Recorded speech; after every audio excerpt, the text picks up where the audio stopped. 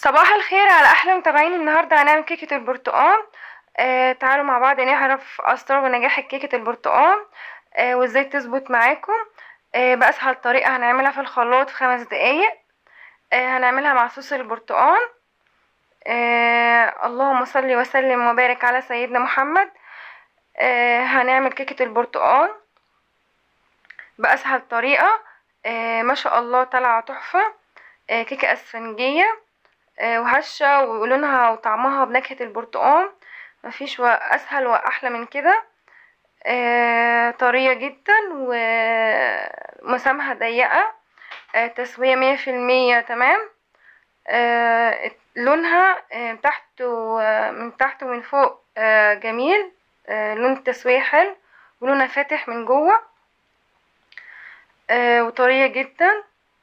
هنعملها مع صوص البرتقال.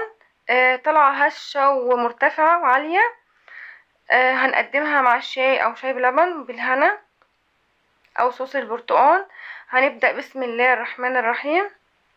معانا كوبايتين دقيق، ومعانا كوباية سكر، ومعانا كوباية عصير برتقال فريش، ومعانا كوباية الا ربع زيت، 4 بيضات، كيس كيك شيف اللي هو بيكنج باودر، فانيليا نكهة البرتقال، معانا معلقتين نشا ذرة، ومعانا معلقة خل. مقادير مكونات الكيكة هتبقى بدرجة حرارة المطبخ. هنستخدم الخلاط العادي. هنحط 4 بيض، وهننزل ب2 كيس فانيليا بنكهة البرتقال. ده هيعزز الطعم وتبقى لونها حلوة. هننزل بكوباية سكر. هنضرب البيض مع السكر لحد ما السكر يدوب، مكونات تدوب ولونه يفتح بالشكل ده. هننزل بكوباية البرتقال، كوباية برتقال فريش، ونضرب. وبعد كده ننزل بالزيت تدريجيا اثناء واحنا بنضرب الخليط. هيكون لونه يا حبيب قلبي لون فاتح كده. وهننزل بقى في بولة. هنحط بقى ننخل الدقيق. انا كنت نخلة دقيق قبل ما ابدأ في الكيكة. وهنخله معاكم. هننزل بالزيت تدريجيا كده ونقلب بمضرب يدوي عشان الكيكة تطلع معانا.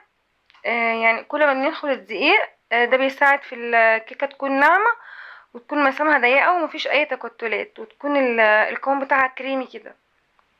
واحنا بنشتغل بقى في الكيكة هنكون مشغلين الفرن لمدة 10 دقايق او 5 دقايق. بلاش نشغل الفرن قوي عشان ما يطلعش الكيكة تبقى غامقة. نشغله قبلها 5 دقايق حسب الفرن بتاعنا. هنقلب يا حبيب قلبي كل شوية هنزود شوية دقيق ونقلب لحد ما نخلص كمية الدقيق اللي معانا. القوام يبقى كريمي كده وناعم ولونه يفتح. هننزل بمعلقتين نشا. النشا بتساعد الكيكة تبقى ناعمة وطعمها حلو ولونها يبقى حلو. والخل يدي معلقة الخل تدي ارتفاع للكيكة حلو. هنحط كيس كيك شيف اللي هو بيكنج باودر. كيس واحد، ما نزودش في البيكنج باودر عشان ده بيغمق الكيكه ومش هيدي نتيجه لطيفه معانا. هنمشي على المقادير مظبوط عشان دي تدي دي من اسرار ونجاح الكيك. هيبقى حبيب قلبي احسن حاجه نسوي فيها الكيك الصينيه الالومنيوم. انا دهنتها بقطعه زبده ورشه دقيق كده، وهنشيل اي زيادات من الصينيه. تمام. هننزل بقى بالخليط كده يا حبيب قلبي في الصينيه. الصينيه ممكن تكون 24 26 او 25 في 30، مستطيله مدوره مربعه، اي حاجه تحبوها.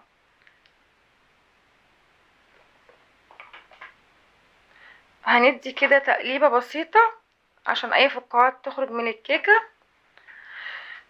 هندي خبطه بسيطه كده في الصينيه. هنكون مشغلين الفرن على درجه 180. تسويه الكيكه خدت معايا 40 دقيقه. مش هنفتح الكيك الا بعد ما يعدي 30 دقيقه. تكون في شبكة، في الشبكة في النص، ومش هنشغل من تحت بس.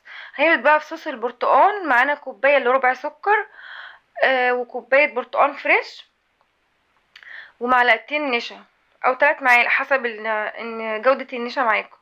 وهندي عصرة ليمونة كده حبايب قلبي، وهنقلب كويس جدا.